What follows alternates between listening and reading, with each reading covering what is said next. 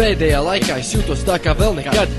Es jūtos tā kā būtu sajūtas prātā, neiet ātrāk dienas uz priekšu, bet es gaidu tevi PDR, es laikam palikšu traks. Gribu atpakaļ atkal vakar studijā, ainārs un konjaks, lai atkal nebūtu svarā, cik tad plānāks būs maks. Tā saucamā aura, kas mani paņēma varā savā un nelaida vaļā.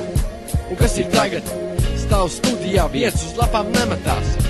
Pilnīgi nekas, ir tikai dienas retās, kad pa frāzē varu salikt. Negribu, tu dzirdi?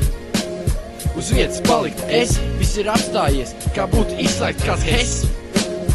Un visi pilsēta bez gaismas nes savus sveces pie loga, jo viņiem nebūs ko darīt, un tā jūtos es, tu dzirdi?